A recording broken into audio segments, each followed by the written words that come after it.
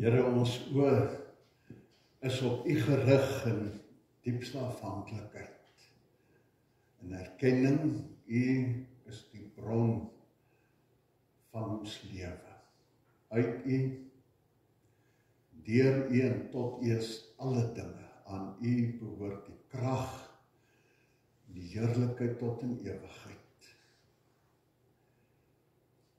Stuur nou U Gees om ons te leer en te lei. U gemeente wil hoor wat U wil sê. Amen. Geliefdes, genade vir julle en vrede van God ons Vader en van Jesus Christus ons Here. Ek wil vanmôre saam met julle lees Paulus oor die wet en wat die wet beteken. Nou, dit was nou die dag Pinkster. Toe het ons so 'n bietjie gepraat oor wat daar gebeur het met die uitstorting van die Heilige Gees, oor God se bedoeling met die mensdom. En julle sal hoor dat ek oor en oor bly praat oor die verbond. God se verbintenis met mense. Ons kan dit nooit genoeg hoor. Die feit dat God vir ons sê dat hy homself aan ons verbind, dat ons kosbaar is. En as hy hom aan ons verbind, dan is hierdie God die een wat in hierdie verbintenis iets godliks wil kom sit. En dat ons kom saam dink oor, wat het God in gedagte? En dat ons vir onsself gevra het, is dit wat ons het al? Dan nie meer nie. Dat ons sien dat Here wil meer hê. En as ons nou luister na dit wat Paulus hier sê, dan wil ek vir ons iets leer oor hierdie meer wat God in gedagte het, en ek hoop dat ons vanmôre hierdeur gewerk het, dat ons iets meer hiervan sal beleef, in die dringendheid en hoe dit alles kan waar word. Hierdie kom nou uit Romeine 13 van vers 8 tot 14. Hy sê, julle moet niemand iets verskuldig wees nie, behalwe om mekaar lief te hê. Nou, die geleerde skryf in die agtergrond van hierdie goed is dat Paulus skryf in die tyd van die Romeinse oorheersing. En dit was 'n tyd waarin daar altyd, waar mense altyd aan mekaar met een of ander skuld verbind was. Mense wat eer gesoek het en eerbiedwaardigheid en erkenning en wat. Paulus sê, jy skuld niemand niks. Behoort hulle niks te skuld nie. Behalwe om hulle lief te hê. Vergeet al hierdie goed, dis mense goed. Dit wat ons mekaar skuld, is nie menslike eer en verbintenis nie, maar ons skuld mekaar liefde. Sê, al die skuld wat ons het ons betaal, maar daar is een skuld wat nooit klaar betaal word nie, die een waarvan die paemente aan mekaar vir die res van my lewe betaal moet word. Ons skuld mekaar liefde. Hy sê, wie sy medemens lief het, voer die hele wet van God uit.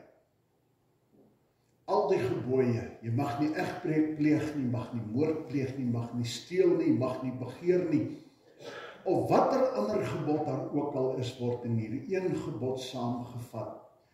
Jy moet jou naaste lief hê soos jouself. En kom ons hou net vir 'n oomblik hier. Hy sê hier, al die gebooie, mag nie egbreek pleeg nie, mag nie moord pleeg nie, mag nie steel nie, mag nie begeer nie. Dis 4 van die 10 gebooie wat hy hier noem. En dan sê hy, of watter ander gebod daar ook al is, word nie in een gebod saamgevat. Sien, Paulus wil kom sê, onthou, hy vat hulle terug na die woord van God toe. En die woord van God was toe vir hulle, was die Pentateeg, of die 5 boeke van Moses.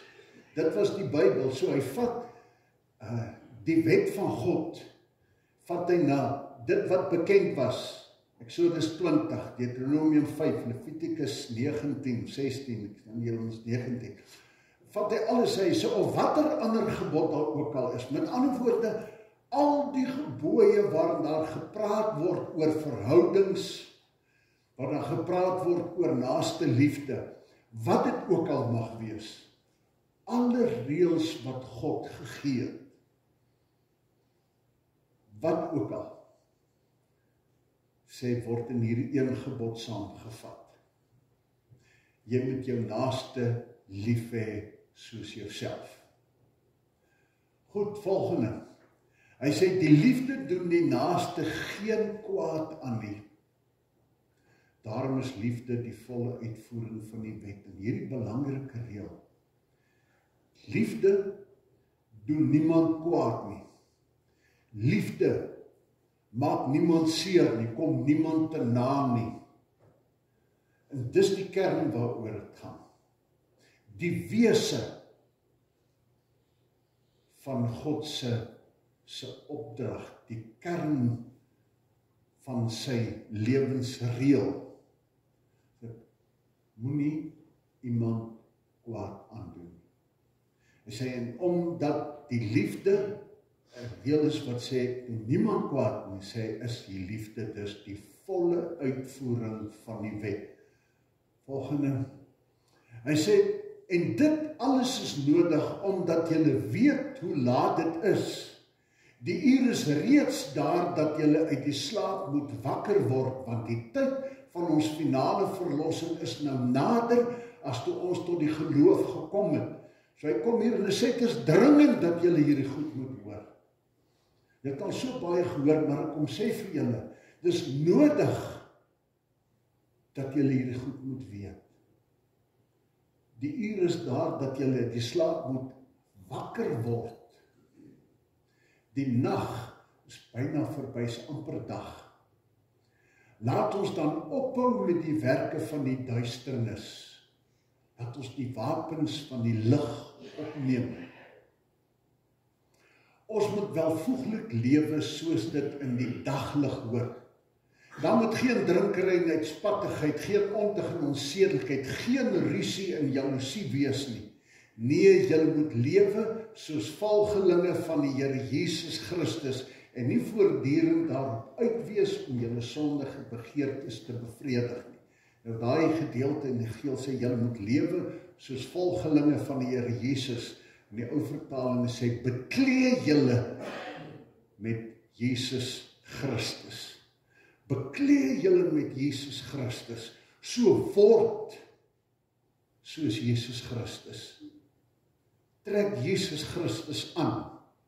Goed, hierdie is vir ons die kernwoorde. Die liefde doen die naaste geen kwaad aan nie. Daarom is die liefde die volle uitvoering van die wet. Liefde en die naaste.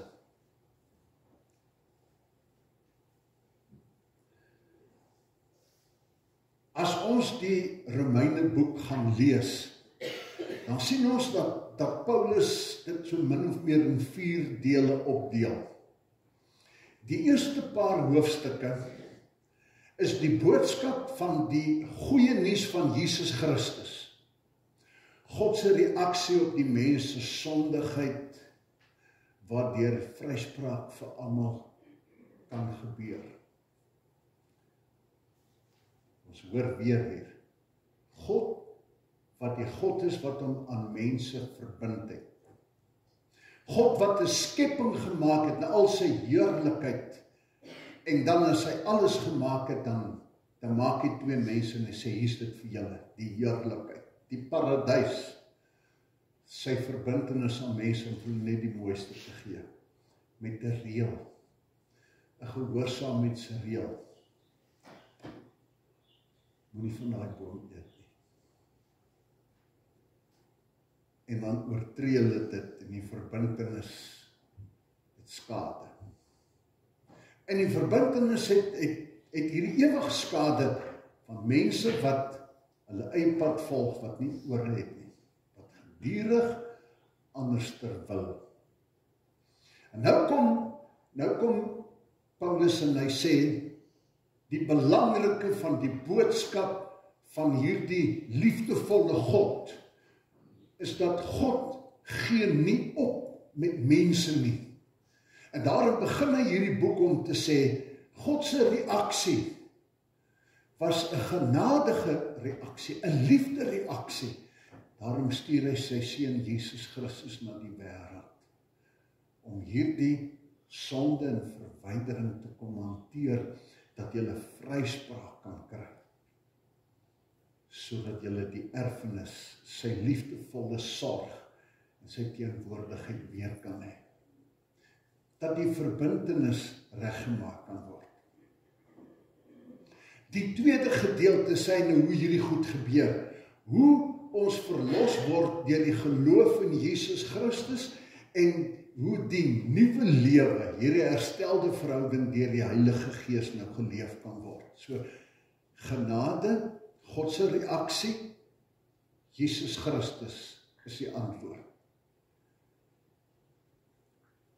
Deur die geloof in Jesus Christus, onder die leiding van die Heilige Gees, kan daar nou weer 'n nuwe verhouding kom waaruit jy kan lewe.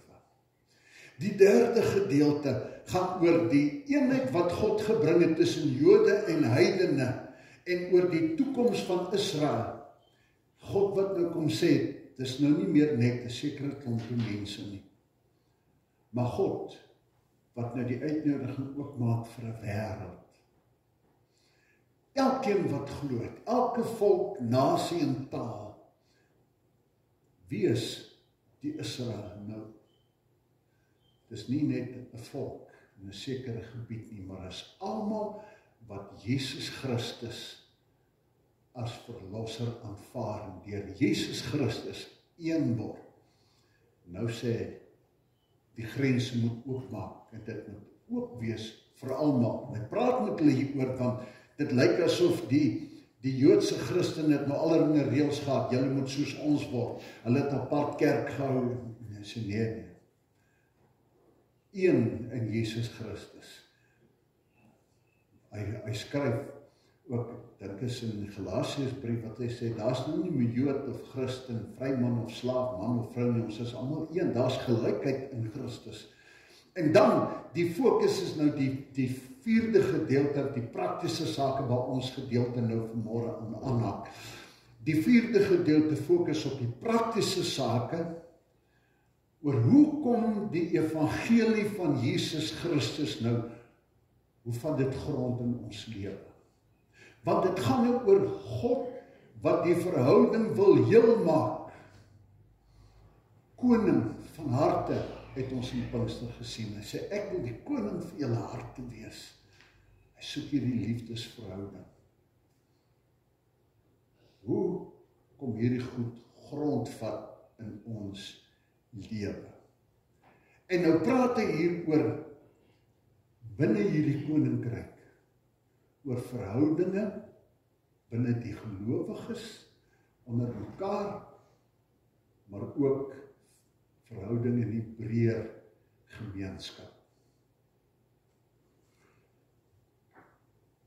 Elke keer terug na die vrou, na die verbond toe, die dinge reg in die begin, ons het gesê, hy haal uit die Ou Testament uit aan. Dit was God se woord, so hy sê, wat sê God se woord?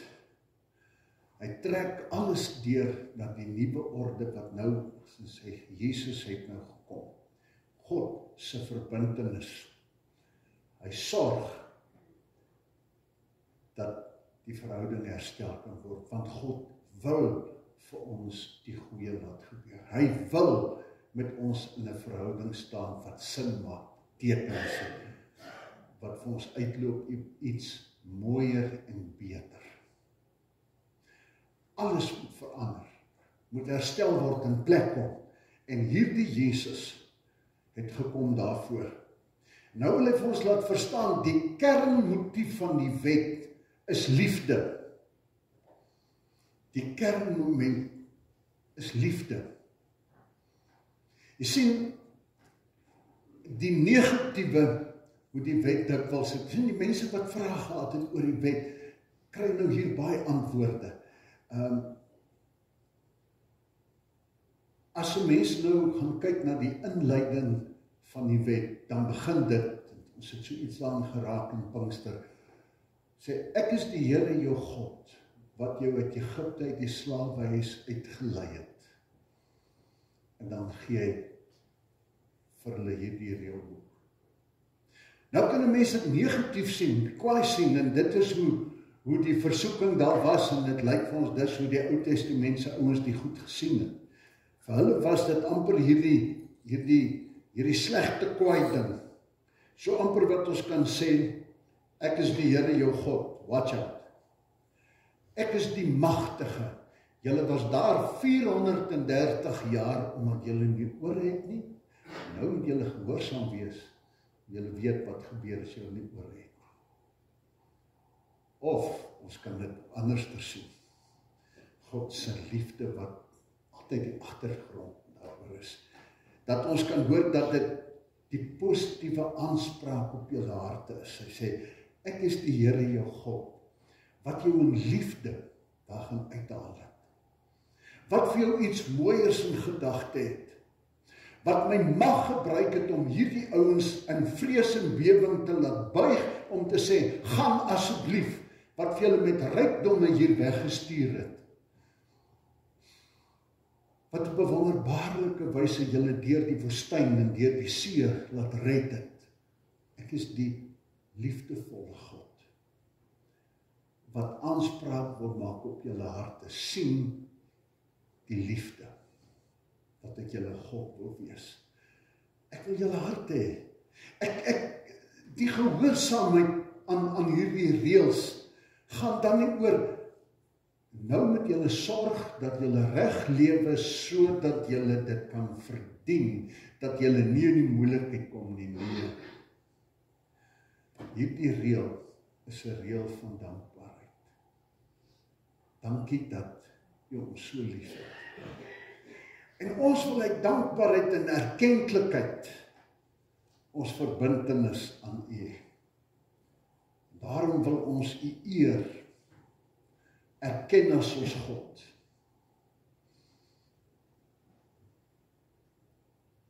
Die Here Jesus wil dis kom ons hierdie dinge leer. Hy kom as die een wat die aanbieding is van God se liefde. As ons in 1 Johannes 4 lees, en hy sê, ons het niks te vrees vir die oordeelsdag nie, en sê, want vrees verwag straf, en wie nog vrees het nie die volmaakte liefde nie. Die liefde van God kom in Jesus Christus, en as Jesus Christus in my lewe kom, en ek aanvaar hom as die offer van God, die vrymaker, so dan word hierdie liefde in my lewe. Dis 'n liefdesgeskenk, en dan vrees ons nie meer nie, want hy het ons vrygemaak, nuut gemaak, oorgemaak. Wat is nou die implikasie van hierdie liefdesgebod? Ons het gesê, hierdie liefdesgebod moet nou plaasvind, dit moet nou prakties word in ons lewens. Hy sê vir ons, jy is liefde verskuldig aan alle mense. Liefde maak jou vry. En liefde maak jou skuldenaars vry. Julle moet vergewe, as julle nie vergewe nie, sal julle hemelse Vader julle ook nie vergewe nie. Soos jy vergewe, dan word jy vry, want God vergewe ook jou sonde. En om iemand te vergewe is om hulle vry te maak van die skuldgevoel wat hulle het. Wie sy medemens lief het, sê, voer die hele wet van God uit. Die hele wet, dit is nou gesien, hy sê die 4 wette wat hy aangehaal het, hy sê watter gebod dit ook al is. Sê as jy wonder of jy in God se wil bly, dan sê hy, solank jy lief het, en liefde betoon, en vir alle mense net die beste gun, en probeer bewerk en moontlik maak, dan is jy gehoorsaam aan wat ook al God van jou vra. En so help hy sommer hier met 'n riglyn oor die interpretasie van dinge waaroor die Bybel nie dan spesifiek uitspraak gee nie. As ons wonder oor iets, dan sê hy watter gebod ook al. wat daar ook al mag wees, solank jou optrede nie ten koste is van iemand anders nie. As daar goed is waaroor ons moet wonder, dan sê maak seker dat jy niemand kwaad doen daardeur nie. Dit is die essensie van hoe God wil hê dat ons moet leef. Leef God wat vir my en jou die beste wil hê. Leef so dat God deur jou sy beste ook in die wêreld versprei. En dan raak hy dringend oor hierdie goed. Dit is so dikwels vir ons moeilik, waar ons hoor dat hy sê, liefde vir alle mense. Liefde en vergifnis vir alle mense. En dan steek ons hierby vas. En dit is vir ons moeilik en ons stel uit, later dalk, net nie nou nie. As sonde en ongehoorsaamheid bind ons en keer dat God se genade nie in sy volheid en oorvloed in ons lewens kan vloei nie. Nie nou nie. Dat ons met 'n bitterheid en 'n swaarigheid van elke dag leef. Maar Paulus wil verder gaan as hierdie goed. En hy wil vir ons kom praat hier oor 'n dringendheid. Weet ons dink altyd, ag, later, ek moet hierdie goed nog eers verwerk, ek moet nog eers hierdie goed verwerk, ek moet nog, gee my net tyd. Paulus sê, die nag is byna verby, is byna dag. Dit word tyd dat jy dringend hierdie goed moet hanteer. Ons weet nie hoeveel tyd is daar nog nie. Ons weet nie of daar vir ons nog 'n geleentheid is soos die verlore seun, wat ons nog maar kan hierdie pad loop en daar in die gemors beland, en dat daar 'n tyd is wat ek diep gaan dink en dan later kan wat ek sê, ek dink ek is nou gereed om terug te gaan en dalk hier 'n skuif te maak nie. Dit is dalk nie meer so geleentheid wat kom nie. En hy kom dringend, hy sê, die nag is verby, dis amper dag, moenie uitstel nie, doen dit en doen dit nou. Hy sê, hou op met die werke van die duisternis, neem die wapens op van die lig. En as ons hier in die eerste gedeelte lees, ons sê die eerste deel gaan oor die evangelie van Jesus Christus, en God se genade, hoe hy die sonde hier hanteer en wil vergewe, dan lees ons Romeine 1, ek dink oor die 20, 26 sondes wat hy dan noem. Dan sê, hier is dit, en ons lees verder 'n klomp dinge, dan sê hy, hou op met hierdie goed. Stop hierdie goed. Dis tyd nou om dit te stop.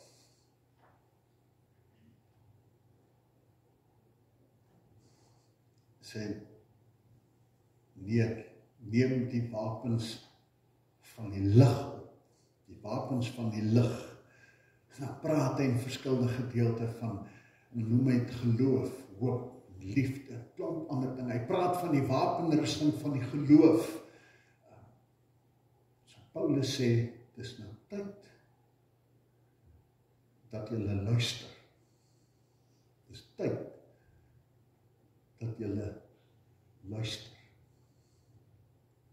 Dis tyd dat die liefdeswet in jou lewe kom oorneem. Doen dit nou. Dan sê, soos sê, leef soos mense wat in Christus behoort. Die ou vertaling wat ons net sê, wat sê, beklee julle met Jesus Christus. Nou wanneer daar toneel gespeel word en wanneer ons nou 'n film sien, dan sien ons daar's 'n rol wat iemand speel en in hierdie rol trek jy nou op 'n sekere manier aan, want jy moet in daardie persoon se karakter inklim om hom te vertoon. So ek trek aan om hierdie persoon te wys, en so wil hy as ware kom sê, julle moet die rol van Christus begin speel. Trek Christus aan, beklee julle met hom. Wat is dit wat hy sê? Liefde, genade, vergifnis, dit wat Jesus is, dis wat ek en jy vir die wêreld en vir mekaar moet gaan wees in ons verhoudings. Trek Jesus aan. Dat hulle in jou Jesus Christus gaan sien. Trek die ou klere uit en laat julle was, beklee julle met Jesus Christus. Hy wil dus vir ons sê, hy roep ons op om 'n lewe te leef, gekenmerk deur heiligheid. Gehoorsaam te word aan dit wat die Here Jesus gesê het, as hy sê, wees heilig, want ek is heilig. Soos hy heilig, soos hy van ons verwag. Hy noem dit soos volgelinge van Jesus Christus. Ek wil nou graag, ons moet so kyk na so 'n kort filmpie. Hierdie ding se naam is Somebody Loves You, Mr. Hatch. Nou kom ons kyk na hierdie so kinderverhaaltjie. Iets van hierdie, ons kyk wat is liefde, wat doen liefde, dat dit vir ons motiveer om gehoorsaam te raak hieraan.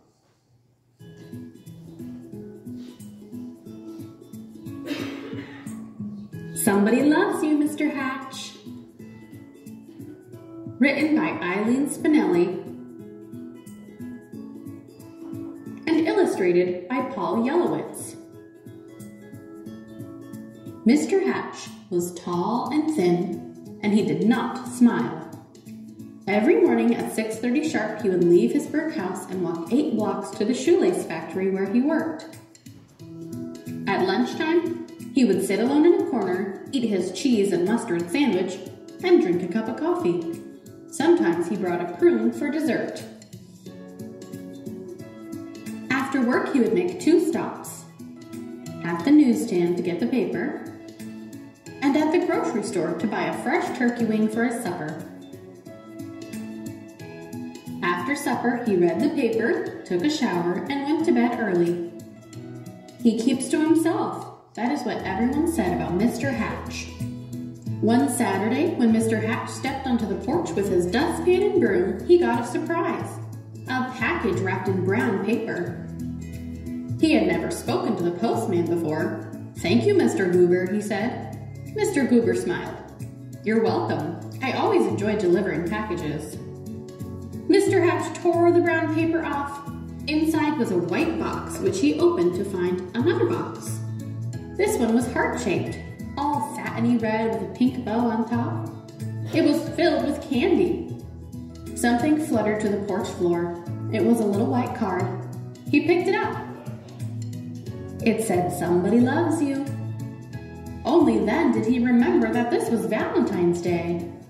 Mr. Hatch wondered and wondered. Now who would send this to me? He was all alone. He had no friends. And yet someone had sent him a Valentine. Who? Who?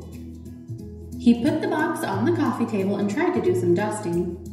But every time he left the room, he had to keep peeking to see if the box was still there.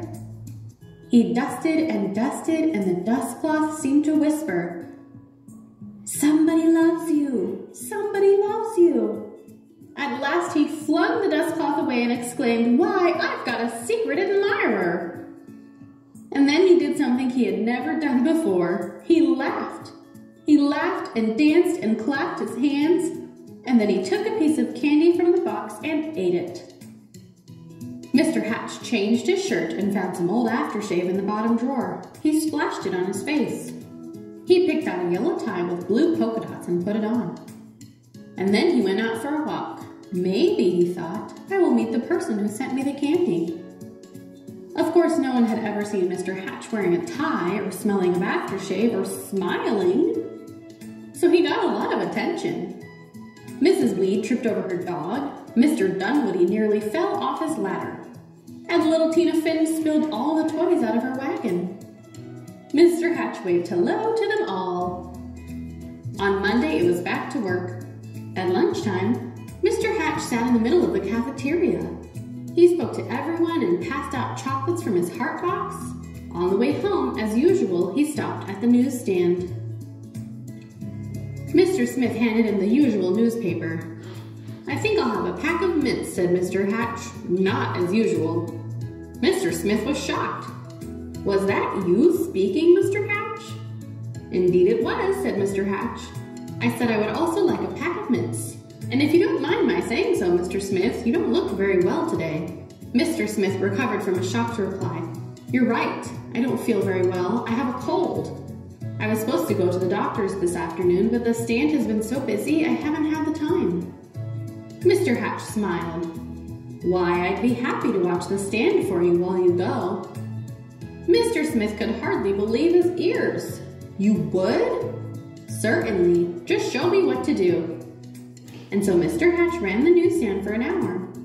He wondered if any of the people who stopped to buy a paper or a magazine or a candy bar had sent him the mysterious valentines. When Mr. Smith returned, Mr. Hatch made his usual stop at the grocery store. "I'm a little tired of turkey wings," he told Mr. Todd. "I think I'll have a nice fresh slice of ham." Mr. Todd weighed the meat and wrapped it. "You look worried," said Mr. Hatch. "I am," said Mr. Todd. "My little girl is late. She hasn't come home from school yet, and I can't leave the store to look for her until my wife arrives." "Goodness, why didn't you say so?" said Mr. Hatch. "I will go look for her." And so he walked to school and found little Melanie Todd by the swings and brought her home. Thank you, said the grocer. "Any time," said Mr. Hatch. After supper, Mr. Hatch did not bother to read the paper. He decided to bake brownies instead. It would be nice to have brownies to share the next day with the people at the shoelace factory. As he baked, the warm chocolate smell of brownies floated through the neighborhood. Children gathered round Mr. Hatch's house, sniffing the air. "Well, I suppose the factory can wait," said Mr. Hatch as he looked out the window. And he brought out 2 platefuls. "Now what are brownies without lemonade?" he said, and he stirred up a nice cold pitcher. When the parents came to gather their children, they had some brownies too. It turned out to be a picnic in Mr. Hatch's backyard. He dusted off an old harmonica and played songs he remembered from his boyhood. Everyone danced. And so the days and weeks went by. When Mr. Hatch wasn't smiling, he was laughing. And when he wasn't laughing, he was helping someone. And when he wasn't helping someone, he was having a party in his yard or on his porch. He seemed to have forgotten about finding the person who sent him the valentine. Then one afternoon, Mr. Goober, the postman, came to his door. His face was very serious. "Come in, Mr. Goober," said Mr. Hatch. "You look upset." "I am upset," he said. "I made a mistake some time ago. My supervisor is very angry with me. Do you... "Yes, Mr. Goober, what is it?" "Do you recall the package I delivered to you on Valentine's Day, I think it was?" "Yes, I believe so," replied Mr. Hatch, beginning to feel a little uneasy. "I don't suppose you still have it," said Mr. Goober sadly. "As a matter of fact," said Mr. Hatch, "I still have the box. The candy is gone, though." "Why do you ask?" The postman took a deep breath. "I'm afraid I delivered it to the wrong address. It was supposed to go to another house." Mr. Hatch recalled tearing off the brown paper. It had never occurred to him to look at the address.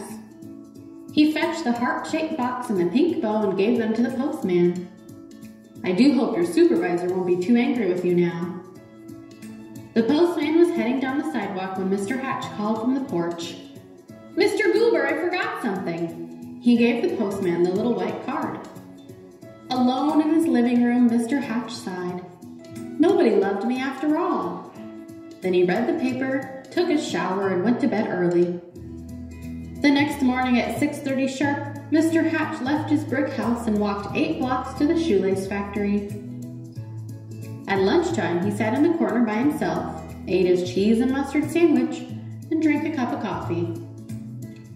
After work, he stopped at the newsstand for his paper, but he did not speak to Mr. Smith. And when he ordered his turkey wing for Mr. Todd, he did not smile. Nor did he pat little Melanie Todd on the head, or bake brownies, or have picnics, or parties, or play his old harmonica anymore. everyone whispered, "What is wrong with Mr. Hatch?" Mr. Goober the postman told them. "We love Mr. Hatch," insisted Mr. and Mrs. Dunwoody. "He gave us flowers for our garden. He helped to mend our back fence." Mrs. Weed nodded. "I love him too. He saved his bones for my dog Ruffy." Ruffy barked. She loved Mr. Hatch too. Mr. Smith told everyone how Mr. Hatch had watched his newsstand so he could visit the doctor. And Mr. Todd told everyone how Mr. Hatch had found his little girl.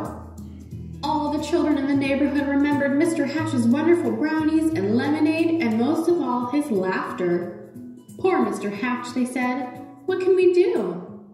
Then Mr. Goober announced, "I have an idea." On Saturday morning, Mr. Hatch woke to a bright and sunny day. He put on his old overalls and went out to the porch with his dustpan and broom. He couldn't believe his eyes. All over the porch were red and white hearts and pink bows. And there were boxes of candy on the chairs and yellow streamers flowing from the ceiling. And sticking up out of his mailbox was a shining silver harmonica. The front yard was filled with people, happy, smiling people. They were holding up a huge sign with hand-painted letters. It said, "Everybody loves Mr. Hatch."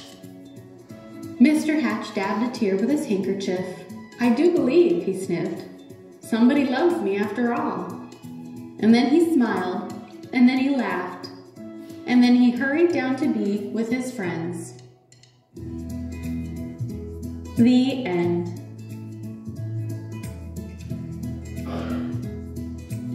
Net vir my net dan. Ek wonder of julle vir my kan sê, wat vertel hierdie verhaal? Wat het hierdie verhaal vir jou vertel vanmôre?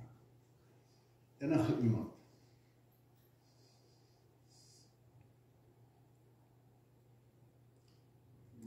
Wat ons in hierdie verhaal hoor, dink ek is iets wat Paulus vir ons hier wil leer, en die evangelie vir ons wil leer. Liefde het in iemand se lewe 'n ingrypende reaksie gebring. Toe hy hierdie geskenk kry, toe glo hy dat mense hom liefhet. En mense se liefde het hierdie ongelooflike verandering in hom gebring. Die goedheid van mense, die omgee van mense, die uitreik van mense na hom toe, het vir hom laat voel dat hy betekenis het. Liefde gee betekenis. En toe hy liefde kry, toe begin hy dit deel. Liefde het hom verander, en hy het hom weer 'n fontein van liefde gemaak.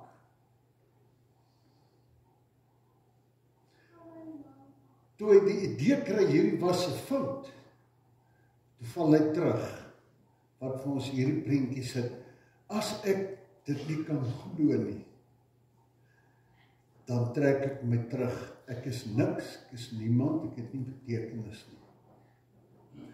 Liefde bring betekenis. En so wil die Here vir ons dus kom sê, ek gee vir julle reël, gaan wees lief, gaan betoon liefde aan alle mense, eenvoudige fabriekswerker. En toe besef hulle, toe hulle sê, wat het nou skielik verkeerd geloop? Toe sê hy, ek het die idee, ek verstaan dit, hy het liefde nodig. Toe roep hulle almal by mekaar en sê, kom ons gee vir hom daai liefde. Want ons kon sien, hy was 'n ander mens toe hy die liefde van die Here ervaar het. Toe gaan hulle en hulle sit al hierdie dinge op en hulle sê, almal is lief vir jou. En skielik herleef hierdie goed. After all, is daar toe mense wat my lief het. En dit is vir ons nodig dat ons met die liefde van die Here na mekaar toe uitreik, sodat ons hierdie ding kan beleef. After all, is daar. Want die liefde wat ons in mekaar wys, is die liefde wat ons van God ontvang en met mekaar moet deel. Mag die Here gee dat ons iets van hierdie boodskap met ons saamvat. Sê, Liefde is die volle uitvoering van God se reël vir die wêreld, vir verhoudings. So maak ons die wêreld heel met liefde. En kom ons kyk rondom ons. En kom ons deel liefde. Dis hoe God ons wêreld wil anders maak. En ek en jy kan vanmôre hiermee uitstap en sê, ek hoor vandag, Here, en gebruik ook vir my dat ek 'n verskil daar buite